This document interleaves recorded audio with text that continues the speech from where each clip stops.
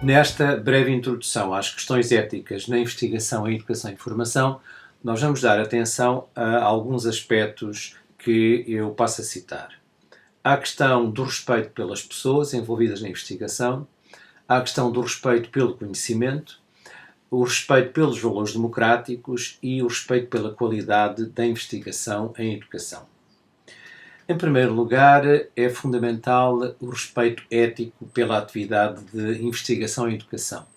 Assim, por exemplo, uma prática de fabricação de resultados ou fabricação de dados, ou seja, a ideia de criar deliberadamente dados que não têm correspondência no campo empírico, não têm correspondência real, é considerado, obviamente, eticamente incorreto, assim como a falsificação de dados ou de resultados, que, não sendo muito comum na educação, é comum noutras áreas de investigação, nomeadamente quando se trata, por exemplo, de testar medicamentos. Há diversos relatos de casos de falsificação de dados com fins, naturalmente, que não têm que ver com a investigação.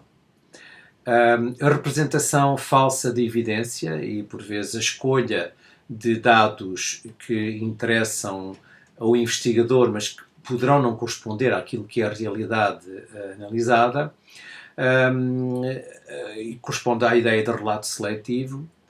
O conflito de interesse, quando o próprio investigador, a própria pessoa que está envolvida na investigação, tem interesse particular nos resultados que está a procurar criar. E o aspecto de queimar o campo de investigação, no fundo, que corresponde a realizar alguma atividade de campo que torna inviável que outro investigador vá debruçar-se sobre esse mesmo campo.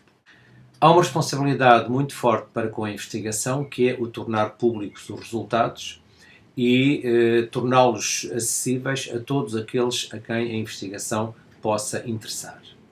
Um dos elementos fundamentais é a responsabilidade para com as pessoas envolvidas na investigação, nomeadamente no que respeita à informação que é fundamental dar aos participantes na investigação, isto é, àqueles elementos que fazem parte da amostra ou da população que é envolvida na investigação.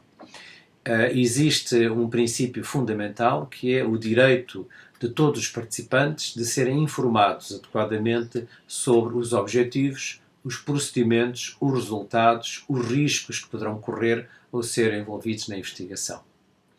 Esta ideia passa de forma central pela noção de consentimento informado que vamos analisar de seguida. Vamos tomar um exemplo de uma situação ocorrida em 2003 em Portugal e que correspondeu a um incidente acontecido no quadro de um teste, digamos, com caráter investigativo, que estava a ser realizado pela DECO, de forma a averiguar da capacidade e da eficiência do serviço de emergência 112.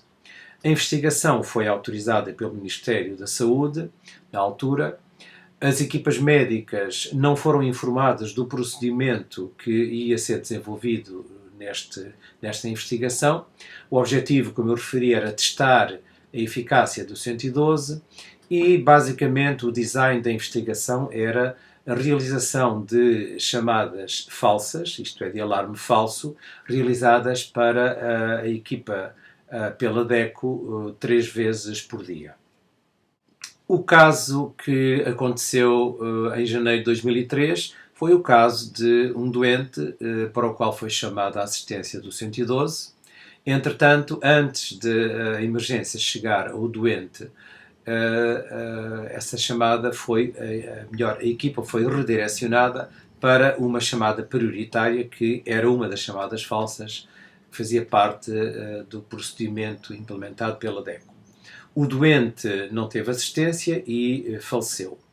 O Ministério da Saúde suspendeu o teste e, naturalmente, que as equipas do 112, da emergência 112, fizeram uma exigência de serem informadas antecipadamente pela DECO de quais seriam as chamadas falsas, de tal forma que pudessem, digamos, fazer face a situações reais de emergência. A DECO argumentou que esse procedimento iria alterar as condições do teste e a pergunta que fica é, afinal, quem é responsável pela falta de assistência que, muito concretamente, existiu o doente que acabou por morrer.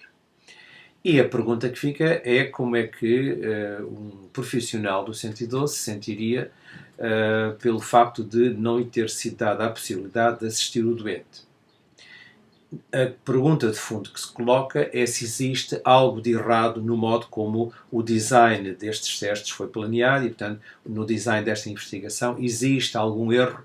Claro que a questão é que decisão deveríamos tomar relativamente à forma como estes testes foram implementados, de que forma poderíamos informar os participantes, e neste caso é óbvio que era inviável informar os participantes, uma vez que os participantes no estudo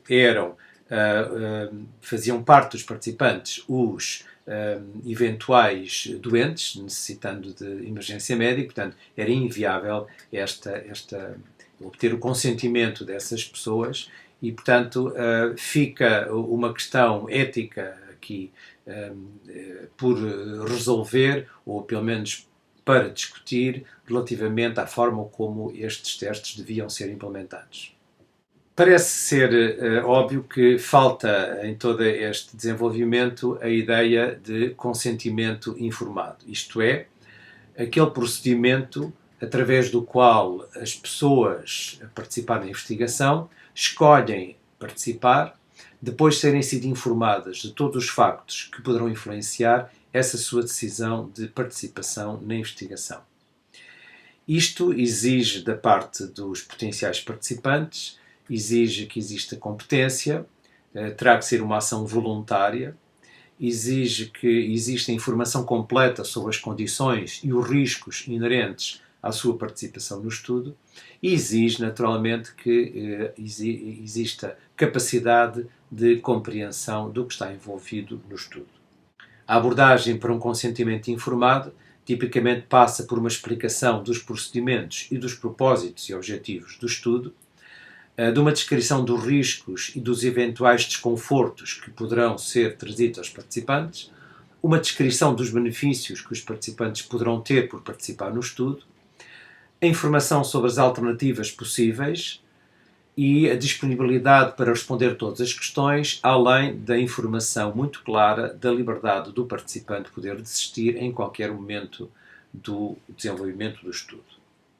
Naturalmente que será com um procedimento que garanta o consentimento informado dos participantes que se poderá garantir que, de forma básica, as questões éticas estão resolvidas.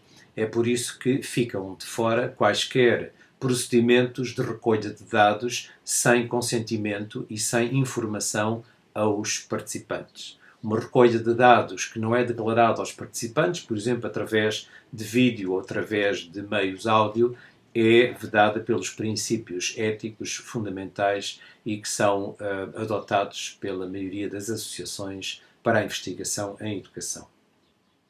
Existe também uma responsabilidade para com o público em geral que é inerente à organização de investigação e é também uma responsabilidade ética.